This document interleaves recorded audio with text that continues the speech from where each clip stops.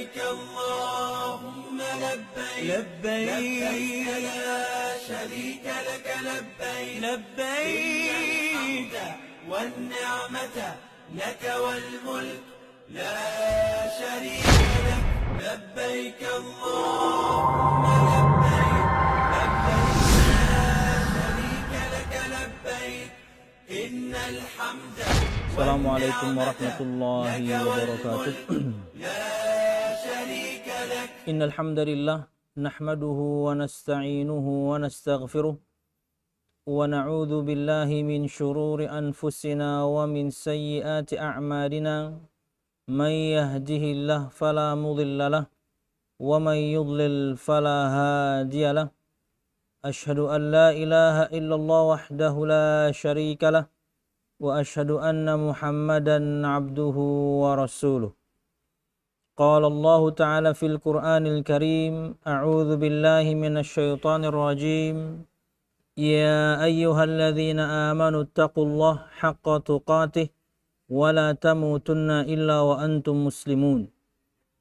Ya ayyuhan nasu taqu rabbakumul ladzi khalaqakum min nafsin wahidah wa khalaqa minha zawjaha وبث منهما رجالا كثيرا ونساء واتقوا الله الذي تساءلون به والأرحام إن الله كان عليكم رقيبا يا أيها الذين آمنوا اتقوا الله وقولوا قولا سديدا يصلح لكم أعمالكم ويغفر لكم ذنوبكم ومن يطع الله ورسوله فقد فاز فوزا عظيما فإن أصدق الحديث كتاب الله وخير الهدي هدي محمد صلى الله عليه وسلم وشر الأمور محدثاتها فإن كل محدثة بدعة وكل بدعة ضلالة وكل ضلالة في النار أما بعد.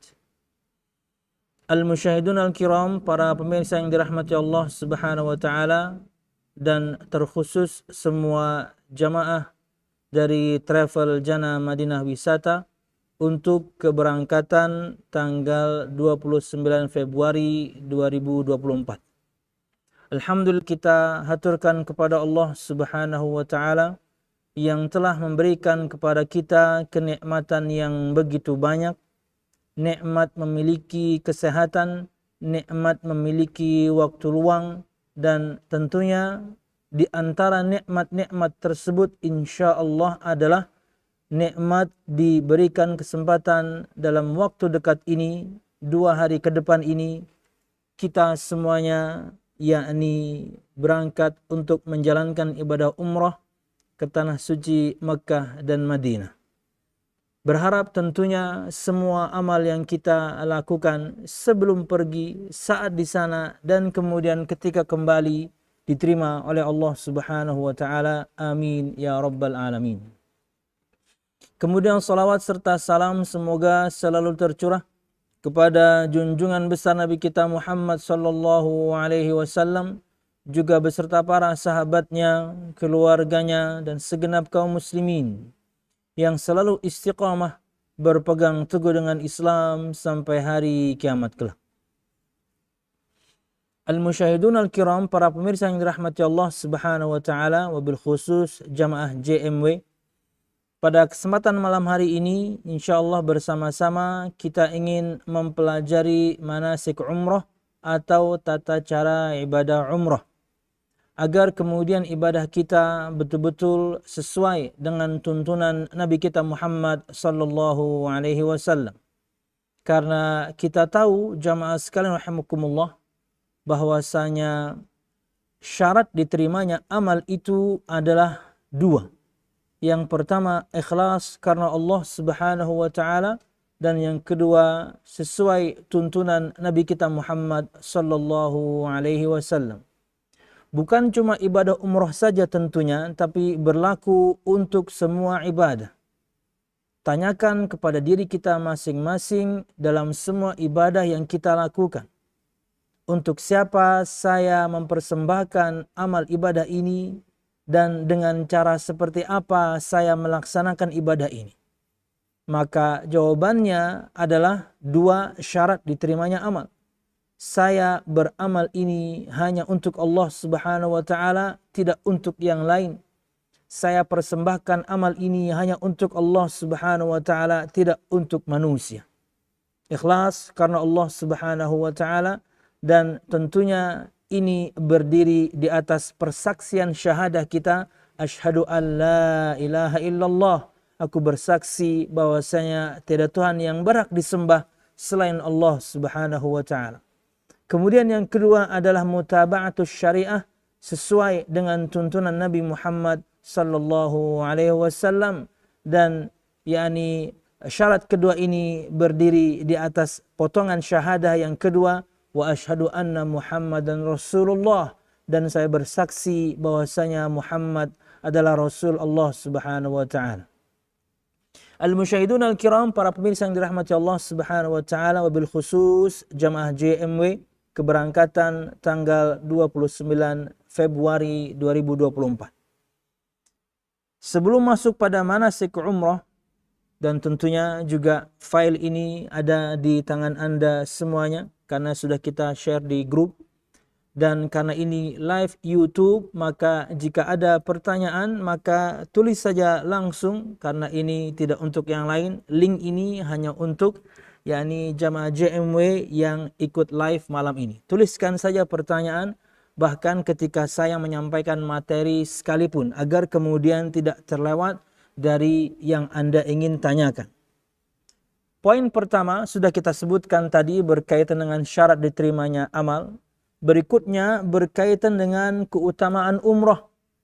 Kenali fadilah sebuah amal, niscaya kita akan bersemangat menjalankan amal tersebut.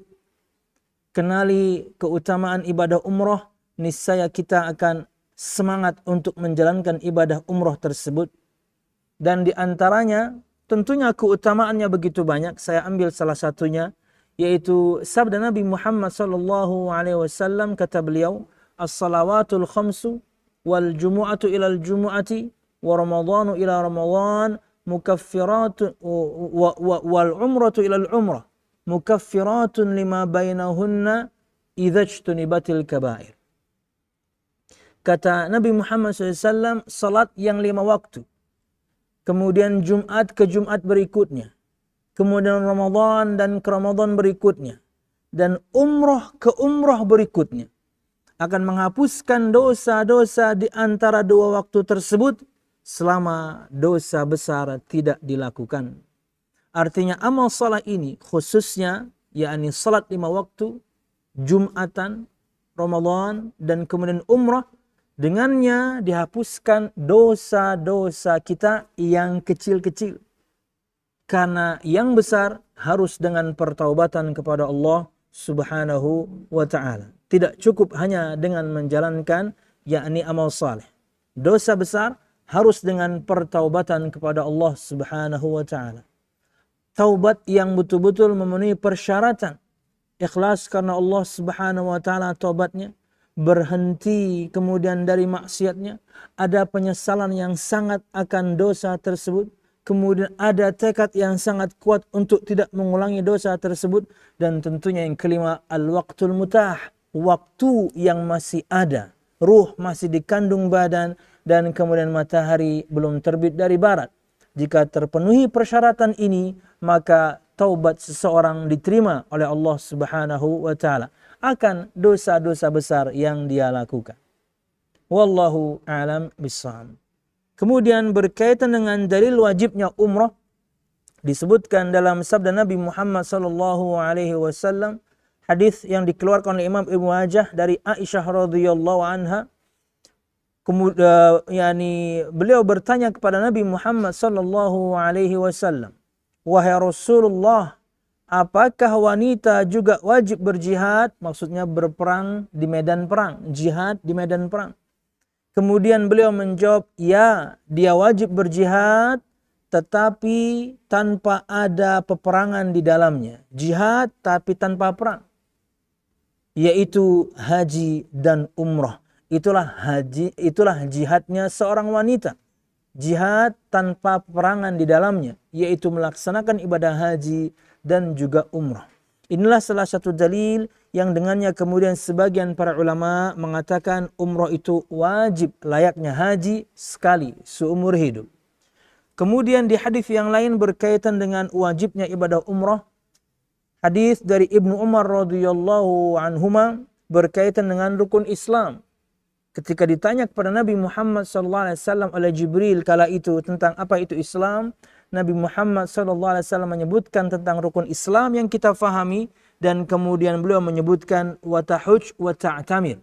Pada rukun yang kelima beliau sebutkan kamu berhaji dan berumrah. Inilah di antara dalil yang melandasi sebagian para ulama mengatakan umrah pun wajib layaknya haji sekali seumur hidup bagi yang mampu. Kemudian poin berikutnya, yakni al-musyahidun al-kiram, para pemirsa yang dirahmati Allah Subhanahu wa taala, berkaitan dengan syarat-syarat wajibnya umrah. Ini harus terpenuhi pada siapapun di antara kita yang ingin pergi, yakni haji ataupun umrah. Yang pertama pastinya muslim, karena yakni non-muslim, yakni mereka tidak terbebani dengan perintah haji. Mereka tidak terbebani dengan perintah Allah untuk berhaji atau berumrah atau pergi umrah. Muslim. Berkaitan dengan kemudian masuknya yakni orang non-muslim ke Mekah dan Madinah, yakni Madinah tentunya tidak ada larangan ya, tapi kalau di Mekah tentunya mutlak mereka tidak bisa masuk. Artinya, yakni sekalipun misalnya ada orang non-muslim pengen masuk, maka Mekah mereka tidak bisa memasukinya. Wallahu a'lam bishawab. Yang pertama muslim, karena khitab perintah Allah Subhanahu wa taala, sapaan Allah Subhanahu wa taala dengan perintahnya tidak berlaku kecuali kepada kita kaum muslimin. Dua, berakal. Karena tentunya beban perintah Allah Subhanahu wa taala haji atau umrah tidak berlaku untuk orang yang gila. Karena mereka tidak pernah akan bisa membangun niat karena mereka gila. Hanya yang berakallah kemudian yang bisa membangun niat. Tiga, baligh, yaitu sudah mencapai umur baligh. Kala itulah kemudian sapaan Allah akan perintahnya berkaitan dengan kewajiban haji dan juga umrah itu berlaku.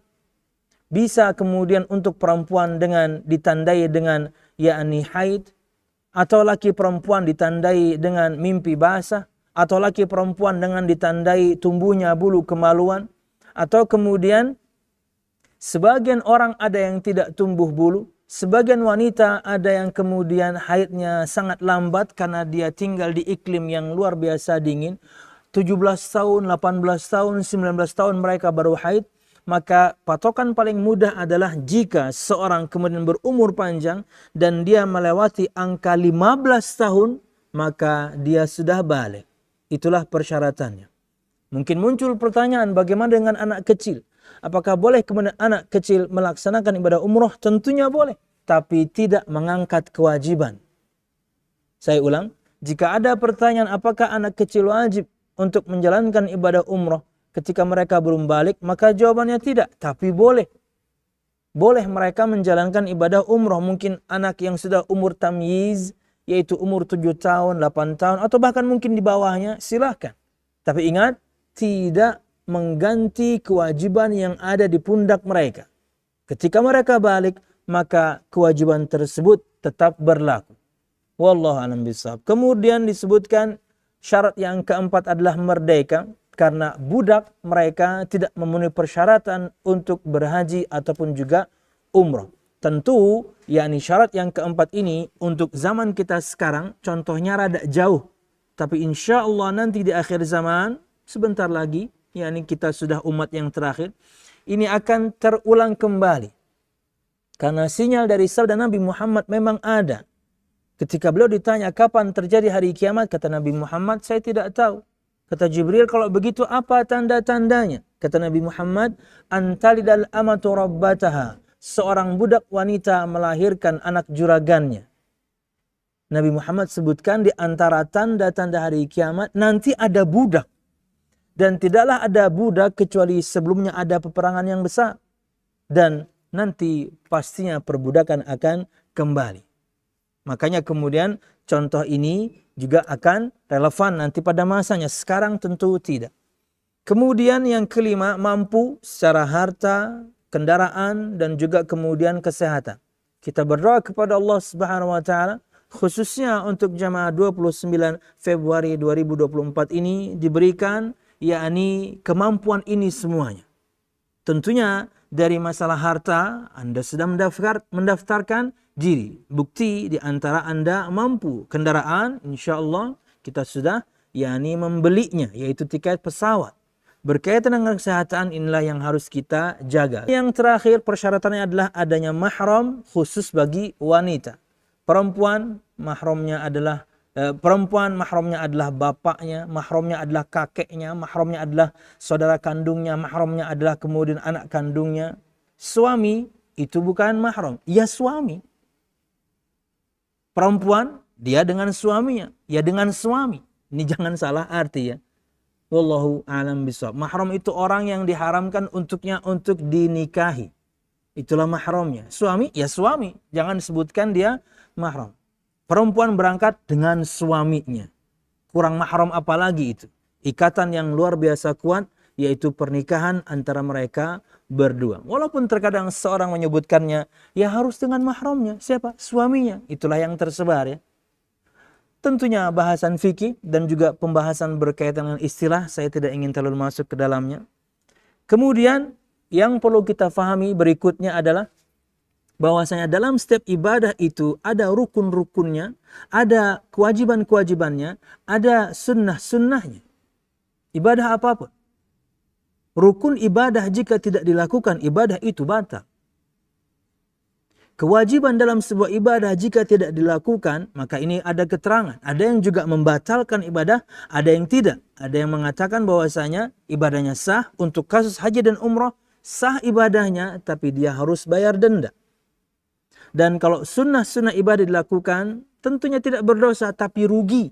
Nanti kita akan bahas ada satu amalan sunnah tidak Anda dapati kecuali ketika Anda haji atau umrah. Tidak ada di ibadah yang lain. Sayang tentunya jika ditinggalkan. Ini rukun-rukun umrah. Yaitu pertama, ihram. Kita akan bahas satu persatu. Yang kedua, tawaf. Kemudian yang ketiga, sa'i. Nah, dalam ibadah umrah ini ada dua kewajiban. Satu, ihramnya di miqat. Dua, tahallul. Jadi kita pada kesempatan malam hari ini akan bahas 5 poin inti ini. Yaitu 3 rukun ibadah umrah dan 2 kewajiban ibadah umrah. Rukun jika tidak dilakukan, apa jamaah atau pemirsa atau semua jamaah yang live di sana? Rukun jika tidak dilakukan ibadah Anda batal. 2. Kewajiban jika tidak dilakukan sah umrah Anda, tapi Anda harus bayar denda. Ya, karena ada yakni kewajiban yang Anda tinggalkan. Nah, al-musyahidun al-kiram para pemirsa, masuk kita pada inti bahasan dan saya ingin membahas secara ringkas. Jamaah sekalian rahimakumullah, pertama ihram. Ihram itu adalah niat ingin mengambil sebuah nusuk atau ibadah. Entah itu ibadah umrah atau ibadah haji atau umrah dan haji sekaligus. Namanya ihram. Niat ingin masuk dalam sebuah ibadah atau nusuk. Itu namanya ihram. Nah, ihramnya di miqat itu sebuah kewajiban. Ihram itu rukun. Anda tidak ihram, Anda tidak niat, selesai umrah Anda batal. Ihram itu rukun. Ihramnya di miqat ini sebuah kewajiban.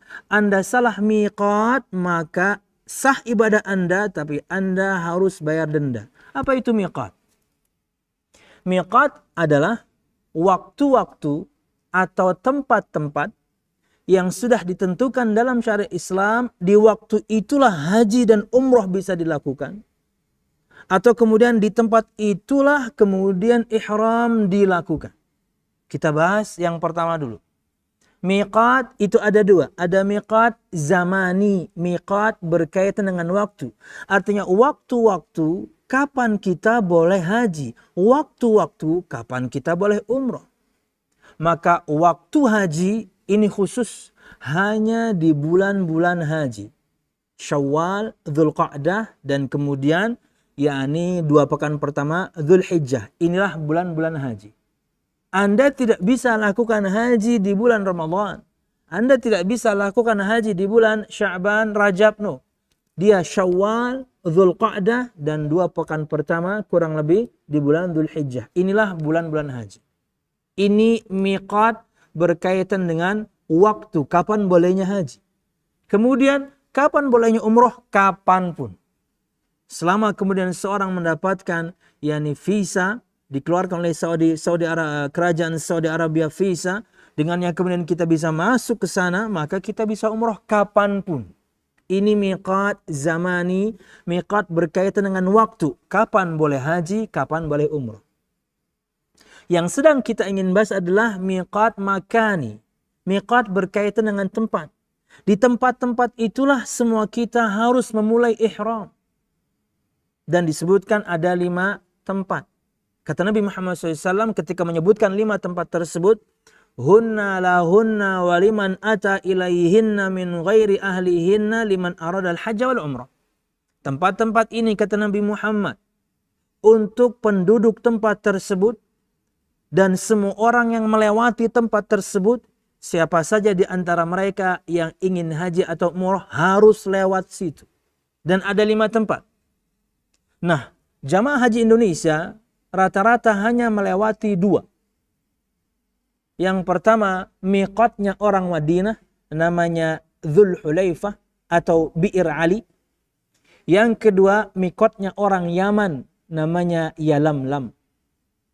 Nah, orang yang misalnya pergi umrohnya itu ke Madinah dulu, dia dari Indonesia kemudian ke Jeddah, kemudian ke Madinah, atau dia dari Indonesia langsung direct Madinah, maka dia nanti ketika umroh dia mengikuti mikotnya orang Madinah. Dia ihramnya di Dzulhulaifah, dia ihramnya di Bi'ir Ali, mikotnya orang Madinah. Kurang lebih 10 kilo atau 10 sampai 15 kilo dari Masjid Nabawi. Sudah mau masuk ke keluar kota. Ya, dari situlah kemudian seorang berihram. Ini untuk yang datang direct dari Indonesia ke Madinah, atau dia ke Jeddah dulu tapi habis itu dia ke Madinah, enggak langsung ke Mekah. Langsung ke Mekah. Maka mikot kita adalah mikotnya orang Yaman. Kita ihramnya, ngambil niatnya itu di pesawat. Karena kita akan melewati mikotnya orang Yaman. Anda kalau bayangkan misalnya ini adalah Jeddah, maka mikot kita itu beberapa saat, kurang mungkin setengah jam mungkin sebelum kita landing di Yaman. Mikotnya orang Yaman, namanya Yalamlam. Disinilah kita kemudian berihram. Ingat, ihram itu adalah rukun. Anda tidak ihram, umroh Anda selesai. Maksudnya batal. Ihramnya di miqat itu kewajiban. Dan kita dari Indonesia nanti, al-musyahidun al-kiram perhatikan, ihram adalah niat masuk ke dalam ibadah haji atau umrah. Ketika ihram, maka ada larangan-larangan.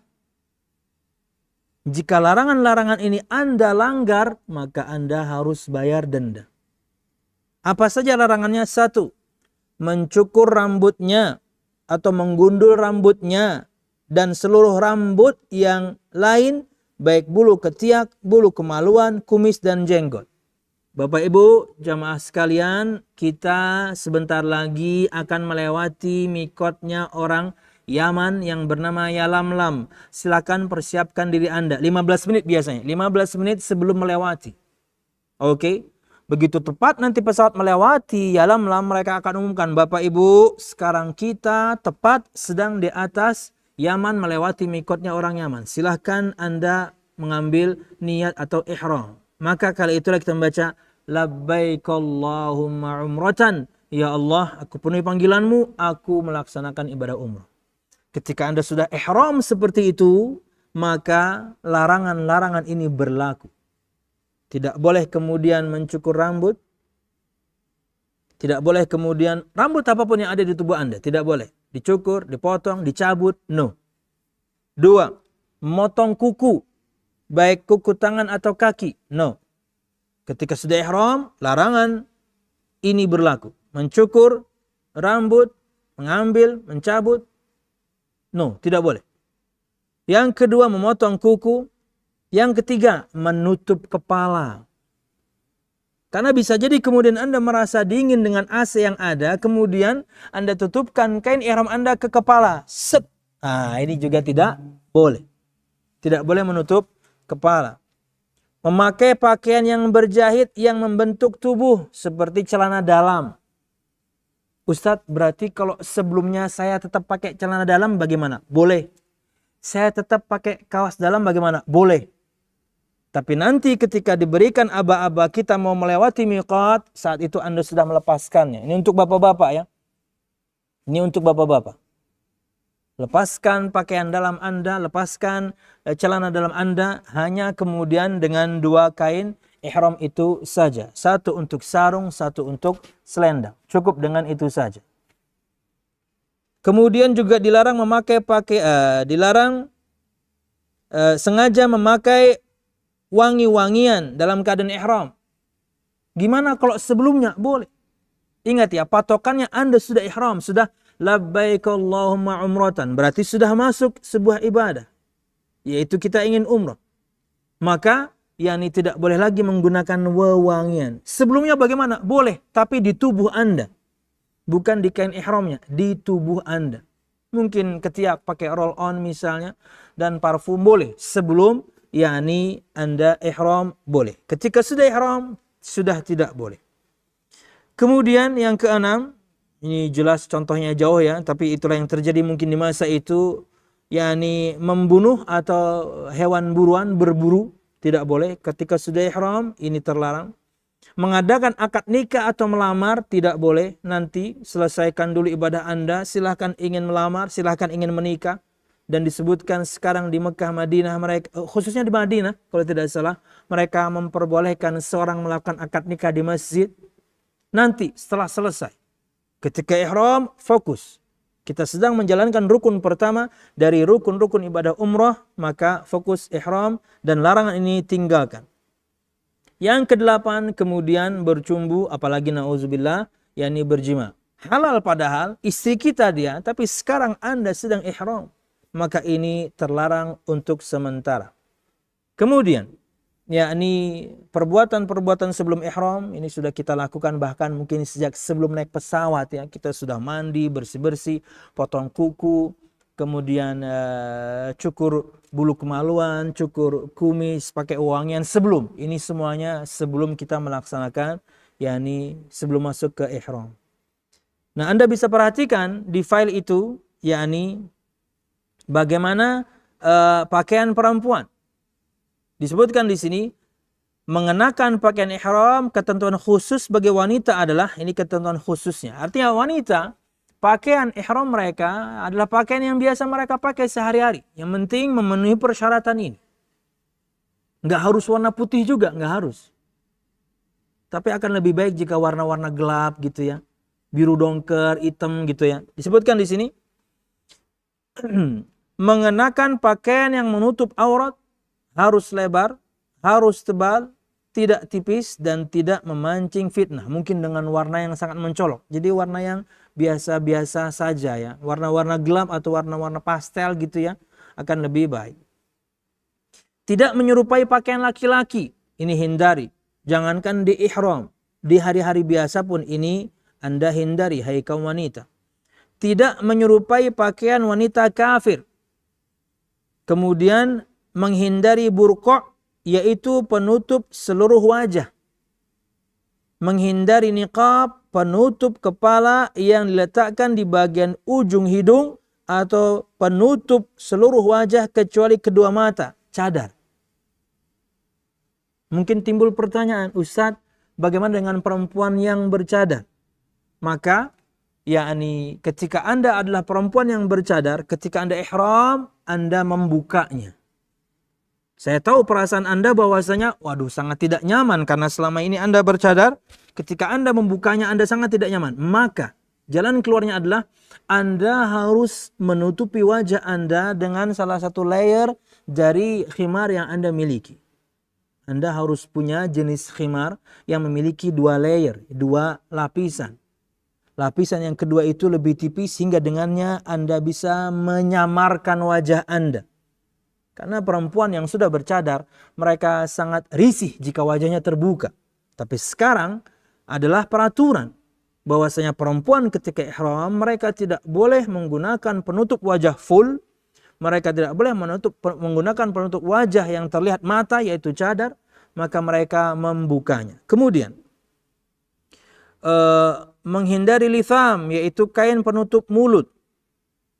Dan juga bagaimana kemudian dengan masker? Kalau memang misalnya yakni seperti kasus Covid kemarin gitu ya, seseorang harus menggunakannya karena mungkin berdasarkan yakni perkataan para ahli untuk menjaga penyebaran virus bla bla bla harus menggunakan masker, maka kita menggunakannya. Ya, karena apa? Karena alasan tertentu. Kemudian menghindari kufazain yaitu sarung tangan. Sarung tangan. Jadi perempuan yakni mereka memakai pakaian biasa yang mereka pakai, tidak ada aturan detail kayak laki-laki tadi. Tapi tentunya lebar, tidak ketat, tebal, tidak tipis, tidak memancing fitnah, tidak kemudian seperti pakaian laki-laki, tidak seperti pakaian wanita non-muslim atau kafir. Kemudian menghindari penutup wajah full, menghindari niqab, kemudian juga yakni sarung tangan.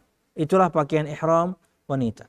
Nah, pemirsa sekalian, jamaah JMW, Anda bisa perhatikan di sana pakaian ihram bagi laki-laki. Ada 2 gambar. Yang di kiri itu adalah pakaian ihram laki-laki di semua momen. Sedangkan yang kanan ketika bagian pundak dibuka, ini dilakukan ketika ingin tawaf saja. Saya ulangi. Dan nanti insya Allah yakni di Jakarta, yakni kita masih ada pemantapan manasik sekali lagi. Mungkin ini saya akan praktekkan di sana biar Anda lihat dan mungkin sebagian di antara Anda nanti yakni mencobanya. Yang jelas di gambar itu kalau Anda perhatikan, yang kiri itu adalah cara laki-laki memakai pakaian ihram di semua momen. Oke. Yang kanan, yang pundak terbuka itu ketika mau tawaf saja.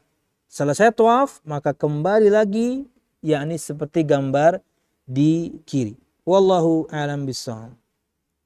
Nah, kita berniat labbaik Allahumma umratan.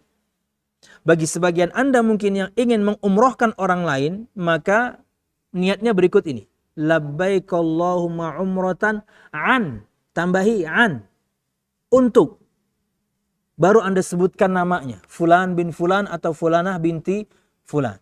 Karena Anda mungkin pernah umroh dan keberangkatan sekarang Anda ingin mengumrohkan orang lain, maka kala itulah penyebutan yakni namanya, yakni ketika ihram. Nah, kita dalam keadaan ihram ini, dalam perjalanan kita ke Mekah, maka ada satu sunnah yaitu talbiyah, dan ini tidak ada di ibadah yang lain. Saat inilah kita menyebutkan talbiyah. Labbaik Allahumma labbaik, labbaik la syarika laka labbaik, innal hamda wan ni'mata laka wal mulk la syarika lak. Sepanjang jalan kita talbiyah. Labbaik Allahumma labbaik, labbaik la syarika laka labbaik, innal hamda wan ni'mata laka wal mulk la syarika lak. Siap. Sampai ke hotel, ini juga berproses. Ingat, semua kita dalam keadaan ihram ya. Larangan-larangan ihram berlaku terus. Jangan lupa ini. Kita dalam keadaan ihram, kita sedang di rukun pertama ibadah umrah. Anda ke kamar masing-masing dan tas insya Allah sudah disiapkan, sudah diantar ke kamar masing-masing. Ingat, semuanya masih dalam keadaan ihram. Boleh nggak Ustaz saya ingin mandi? Boleh, tanpa sabun. Boleh, tanpa sampo. Boleh, sikat gigi, tanpa odol. Ya, tidak ada masalah. Karena kita sekarang sedang ihram, tapi Anda ingin menyegarkan kembali tubuh Anda dengan mandi, monggo. Berarti melepas pakaian. Bagaimana lagi? Anda kan mau mandi. Masa pakai kain ihram? Masa pakai baju ihram? Kan enggak. Anda masuk kamar mandi, Anda melepaskan kain ihram Anda mandi, Anda pakai kembali. Nah, disinilah nanti kita akan tentukan waktunya. kapan kemudian kita ingin ke Masjidil Haram untuk melaksanakan tawaf dan sa'i. Ya, mungkin nanti kita akan atur di sana. Kita lihat situasi dan kondisi di sana. Dan semuanya informasi ada di grup. Semua informasi juga insya Allah nanti akan lewat radio. Maka Anda harus aktif terus, yakni agar semuanya tidak ketinggalan yakni berita. Katakanlah misalnya kita janjian, Bapak Ibu jam 10 kita kumpul di lobi. Kita kumpul di lobi hotel, kita akan umroh bersama-sama. Karena kita nanti ke Masjidil Haram langsung ibadah umroh dulu. Langsung ibadah umroh dulu. Dan tidak ada tahiyatul masjid. Tahiyatul masjidnya orang yang baru datang ke Masjidil Haram, umroh, ya tawaf itu. Yang kita akan bahas setelah ini. Oke? Berkumpul kita kemudian di lobi hotel. Maka talbiyah labbaik Allahumma labbaik terus. Masih berkumandang. Labbaik Allahumma labbaik, labbaik la syarika laka labbaik, innal hamda wan ni'mata. Sambil jalan nih kita nih. Laka wal mulk la syarika lah, sambil jalan kemudian menuju Masjidil Haram Makkah. Kemudian nanti kita akan turun eskalator untuk turun ke lantai dasar. Untuk melaksanakan ibadah tawaf rukun yang kedua. Siap. Sampai kita di lantai dasar, sampai kita kemudian di pelataran Ka'bah, maka sekarang kita akan melaksanakan ibadah yakni tawaf, rukun umroh yang kedua.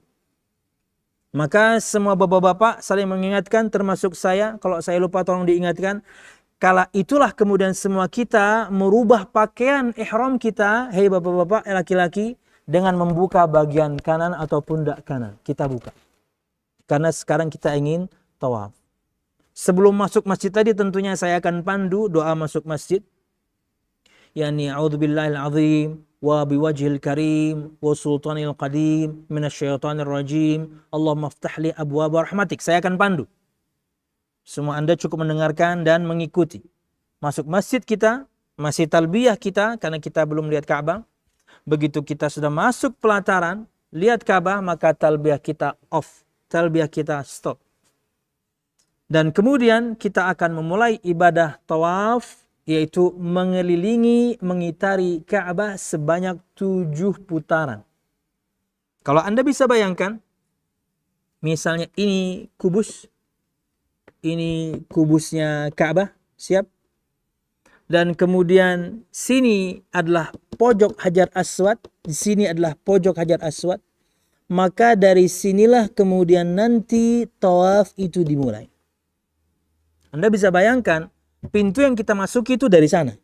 Kita nanti akan masuk itu dari sana. Masuk, set.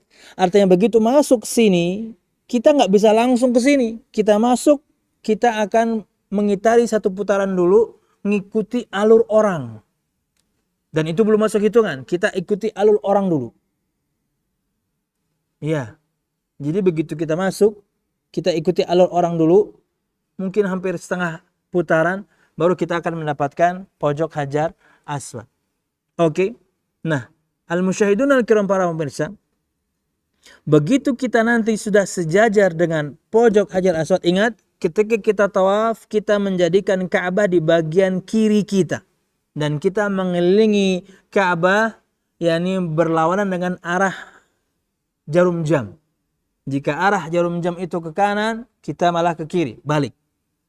Oke, kita masuk lewat sana, pintu 79. Kemudian kita akan mungkin mengitari sedikit dulu. Bayangkan ini adalah pojok Hajar Aswad. Ini pojok Hajar Aswad. Maka begitu nanti kemudian kita sejajar dengan pojok Hajar Aswad. Dan nanti di pojok biasanya dikasih penanda dengan lampu warna hijau. Sudah sejajar kita di sana, maka itulah pertama kali kita ingin masuk ibadah tawaf. Dengan mengatakan Bismillah Allahu Akbar. Ada 3 tahapan sebenarnya. Ketika kita ingin tawaf, itu yang pertama mencium Hajar Aswad dengan mengatakan Bismillah Allahu Akbar. Jika tidak memungkinkan, maka menyentuh Hajar Aswad dengan tangan kita. Dan kita mencium tangan kita dengan mengatakan Bismillah Allahu Akbar. Jika tidak memungkinkan juga karena berjubelnya orang, maka kita cukup memberikan isyarat saja kepada Hajar Aswad.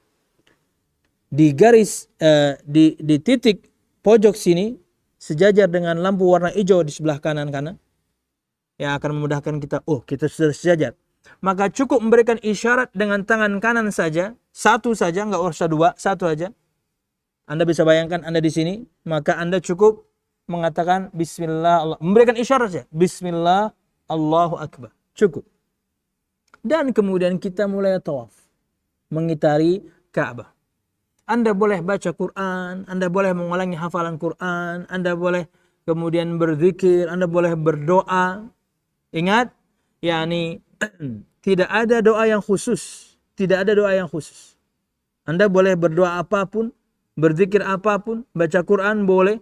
Tapi ingat pemirsa, kalau Anda perhatikan gambarnya itu gambar Ka'bah, di bagian sini, di bagian pojok sini itu ada 1/4 lingkaran namanya Hijr Ismail. Kamarnya Nabi Ismail. Kamarnya kok di luar? Harusnya itu di dalam. Karena di umur Nabi Muhammad 35 sebelum menjadi Nabi jadi Rasul, Ka'bah disebutkan direhab. Dan kala itu uang mereka tidak cukup untuk merehab sebagaimana pondasi awal yang seharusnya ini di dalam. Akhirnya seperti Ka'bah yang sekarang kita kenal. Maksudnya adalah ketika Anda tawaf, Anda tidak boleh masuk ke dalam lingkaran ini. Anda berputar harus di luarnya. Harus di luarnya. Ada sesuatu setengah lingkaran mau naruh di sini. Apalah misalnya. Atau ini aja deh. Bayangkan ini setengah lingkarannya. Maka Anda ketika mengitari Ka'bah, karena di sini ada celah ya. Ketika Anda mengitari Ka'bah, jangan masuk ke sini. Jika Anda masuk ke sini putaran Anda, maka putaran Anda tidak sah.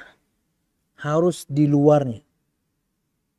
Baca doa, zikir dan lain sebagainya. Gitu sampai Rukun Yamani. Rukun Yamani itu pojok atau sisi sebelum pojok Hajar Aswad. Namanya Rukun Yamani. Kenapa disebutkan Rukun Yamani? Karena kalau ditarik pancang ke sana itu negeri Yaman. Sono.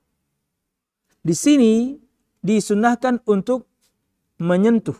Jika tidak mampu menyentuh, lewati saja. Tidak perlu memberikan isyarat. Bismillah, enggak perlu. Sentuh atau tidak sama sekali. Siap? Nah, dari jarak Rukun Yamani ke Hajar Aswad lah ada doa khusus, yaitu doa sapu jagat. Dari pojok Rukun Yamani ke pojok Hajar Aswad. Rabbana atina fid dunya hasanah wa fil akhirati hasanah wa qina adzabannar. Berkali-kali. Begitu Anda sampai lagi sejajar dengan pojok Hajar Aswad, maka saat itulah terhitung satu putaran. Begitu sampai pojok Hajar Aswad, maka ulangi yang kita lakukan pertama kali. Dengan mengisyaratkan dengan telapak tangan kita tetap lurus menghadap ke depan. Cuman cukup menoleh Bismillah Allahu Akbar. Karena Anda posisinya di sini. Bismillah Allahu Akbar. Satu putaran. Lanjut. 2, 3, 4, dan sampai 7. Dan ini harus saling mengingatkan satu sama lain. Sangat mungkin saya lupa putaran, hitungan. Maka Anda harus mengingatkan. Bapak Ibu, ini sudah 5 atau sudah 6? Ini baru 5 Ustadz. Sip. Sangat mungkin kita lupa. Maka yang lain harus mengingatkan. Oke. Katakanlah kita sudah di putaran terakhir, putaran yang ke-7. Begitu sampai putaran yang ke-7, tidak ada lagi mengisyaratkan Bismillah. Langsung 7 dan selesai. Maka rukun yang kedua dari total 3 rukun ibadah umroh sudah selesai. Setelah ini ada apa? Ada sunnah salat 2 rakaat di belakang maqam Ibrahim. Kalau Anda bayangkan di kubusnya Ka'bah tadi, dan kemudian kita sudah selesai dari putaran yang ke-7, maqam Ibrahim, maqam itu tempat berdirinya Nabi Ibrahim dulu membangun Ka'bah. Maqam bukan berarti makam, artinya kuburan, bukan. Maqam itu tempat berdiri. Kurang lebih 2-3 meter di sini tempatnya. Maka begitu selesai dari tawaf, maka kita disunahkan salat 2 rakaat di belakang maqam Ibrahim di sana. Atau jika tidak memungkinkan, maka di mana saja dari bagian Masjidil Haram, cari tempat, kita akan pandu, kita akan sama-sama, kita akan cari tempat melimpir sedikit. Kemudian kita salat 2 rakaat. Jangan lupa untuk bapak-bapak, pundak kembali ditutup. Pundak kembali ditutup. Karena kita sekarang akan melaksanakan salat 2 rakaat setelah tawaf. Dapat tempat kita menghadap kiblat kita, maka salat masing-masing 2 rakaat. Ya, rakaat pertama Al-Fatihah, kemudian surah Al-Kafirun. Rakaat kedua surah Al-Fatihah, kemudian surah Al-Ikhlas. Setelah itu berdoa, setelah itu minum air Zam-Zam. Bahkan disebutkan sampai bersendawa kalau bisa, artinya banyak kita minum, karena setelah ini kita akan melaksanakan rukun yang terakhir, yaitu sa'i antara Safa dan Marwah. Oke. Terlupa oleh saya bahwasanya ketika yakni tawaf tadi selesai dan mau melaksanakan ibadah salat, ada satu potongan ayat Allah yang harus kita baca. Yang bunyinya adalah wattakhidhu mim maqami Ibrahim musalla. Semoga Allah Subhanahu wa taala mudahkan. Oke. Selesai rukun yang kedua, maka rukun yang ketiga yang terakhir adalah sa'i. Kalau Anda bayangkan bahwasanya ini kubusnya Ka'bah, sini pojok Hajar Aswad, maka Bukit Sofa itu adanya di sana. Bukit Sofa itu naik ke arah sana. Naik ke arah sana. Katakanlah misalnya, saya beginikan, di sini pojok Hajar Aswad, di sini pojok Hajar Aswad, Sofa itu naik ke sini. Ini naik ke sini, Sofa, Bukit Sofa. Maka ketika kita hendak naik ke Bukit Sofa, kita membaca potongan firman Allah Subhanahu wa taala, "Inna Safa wal Marwata min syairillah." Kemudian dengan berdoa, "Abda'u bima bada Allahu bi." Sampai kita kemudian di Sofa, naik kita ke Bukit Sofa. Kemudian begitu naik ke atas, tentunya kita berbalik untuk menghadap kiblat, dan kemudian kita mengangkat tangan dan menyebutkan zikir berikut ini sebanyak 3 kali dan diselingi dengan doa.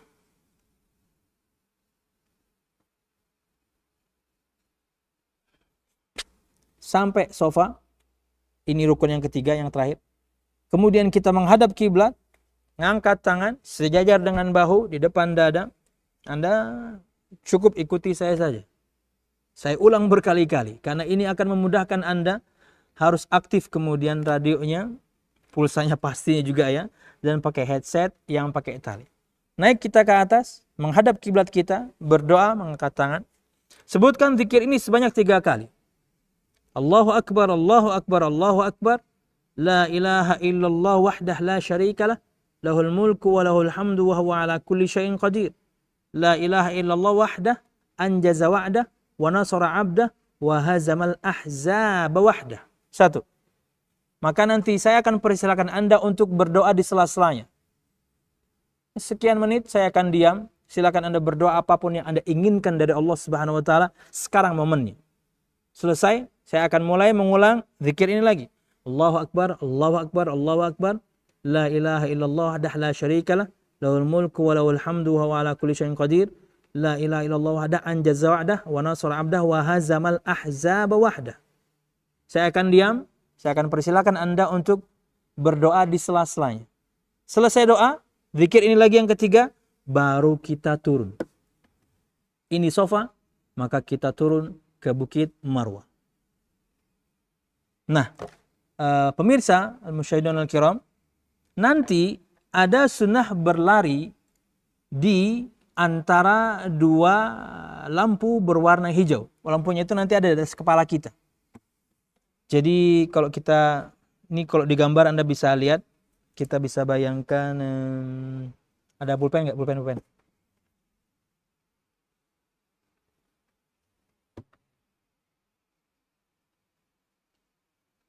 Kita bayangkan lampunya itu adalah di pulpen ini ya. Ini mungkin di atas ya. Siap. Lampunya itu dari sini. Begitu kita turun dari Sofa ke Marwah sampai ke lampu hijau ini, maka di sepanjang lampu hijau ini kita laki-laki, kita berlari. berlari, bukan jalan cepat, berlari. Makanya nanti kita akan praktekkan cara memakai kain ihram bagaimana supaya kuat. Agar kemudian nggak melorot. Ini penting sekali untuk kita kaum laki-laki. Ini lampu hijau.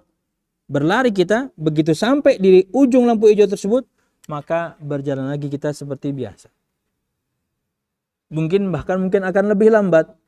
Karena mungkin sebagian di antara Anda bawa istri, siapapun keluarga Anda yang perempuan, maka kita ingin mereka menghampiri kita, baru kemudian jalan bersama. Jadi kita akan jalan pelan sekali, kaum laki-laki setelah lari tadi, jalan pelan sekali. Kemudian para wanita akan menghampiri. Jalan kita ke yakni Marwah. Dan sama seperti tawaf, tidak ada zikir yang khusus. Anda boleh baca Quran, Anda boleh berdoa, Anda boleh berzikir, Anda boleh diam. Mungkin sepanjang ini saya akan berceramah. Ya, saya akan sampaikan materi, mungkin saya akan juga ajarkan doa-doa tertentu, Anda tinggal ikuti, simple. Tidak perlu kemudian saya berteriak-teriak, saya cukup berbicara pelan karena Anda akan mendengarkannya semuanya. Cukup diikuti saja. Siap? Begitu sampai ke Marwah, maka yakni terhitung satu putaran. Jadi satu putaran sa'i itu bukan Safa Marwah Safa satu, bukan gitu. Safa Marwah satu, Marwah Safa dua. Jadi 1, 2, 3, 4, 5, 6, 7. Dan nanti akan berakhir di Marwah. Dan ketika Safa dan Marwah itu yakni untuk kita kaum laki-laki di lampu hijau tersebut, ketika kita ke Safa kita lari, ketika kita ke Marwah kita lari. Ya, seperti itulah prakteknya. Begitu sampai begitu sampai ke Marwah, katakanlah baru satu putaran, sampai ke Marwah, kita melakukan yang kita lakukan ketika di Safa. Menghadap kiblat, ini misalnya Ka'bahnya. Anda dari Safa menghadap Ka'bah, sudah turun. Begitu sampai Marwah, Anda menghadap kiblat, sama. Berdoa lagi.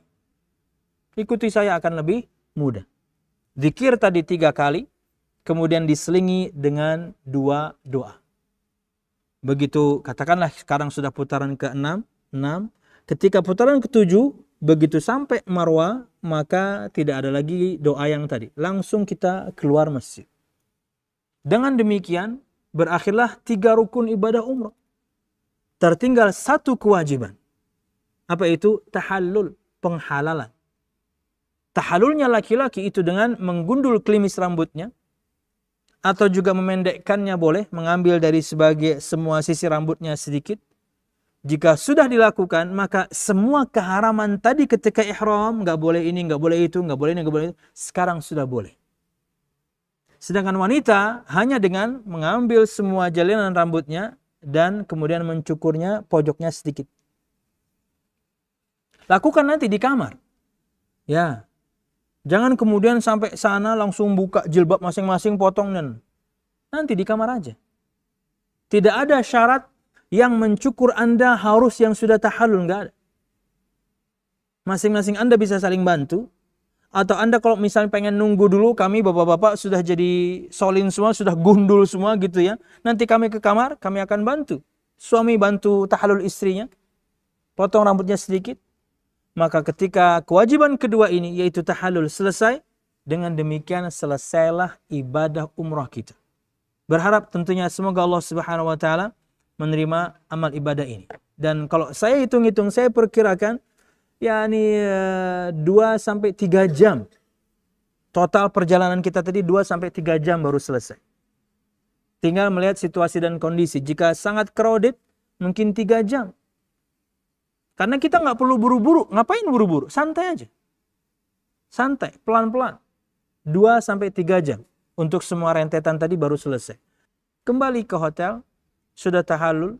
Istirahat. Wallahu a'lam bishawab. Ini secara singkat manasik umrah.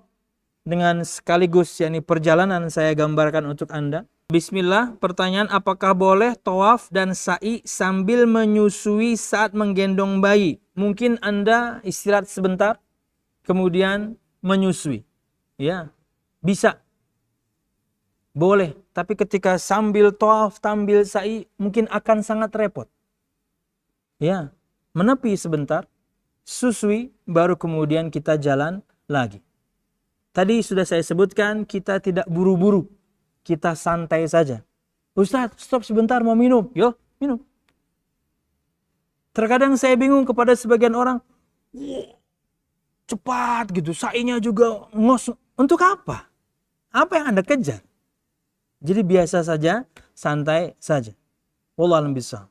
Jadi sambil menggendong dan menyusui sambil tawaf sa'i boleh, tapi akan sangat repot untuk Anda. Yani banyak perempuan melakukannya, mereka menepi dulu, suaminya menutupinya, dia susui dulu anaknya, baru kemudian jalan. Bisa, insyaallah bisa. Barakallahu fiikum. Wallahu a'lam bishawab. Ini yang bisa disampaikan, memberikan kita kesehatan, memberikan kita kekuatan ekstra tentunya, karena ini ibadah fisik luar biasa. Dan tentunya berharap begitu selesai, Allah Subhanahu wa taala terima amal ibadah kita, khususnya umrah itu sendiri dan juga amal ibadah yang lain. Ada salat berjamaah, ada salat sunnah, ada kemudian baca Quran, sedekah, bla bla bla, banyak amal yang bisa kita lakukan, yakni di sana kelak, dan kita harus berprestasi. Yang umroh banyak, yang berprestasi tidak sebanyak itu.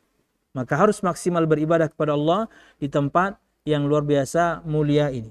Wallahu a'lam bishawab, dan bermanfaat. Kita tutup dengan doa kafatul majlis. Subhanakallahumma bihamdika asyhadu an la ilaha illa anta astaghfiruka wa atubu ilaik. Wassalamualaikum warahmatullahi wabarakatuh.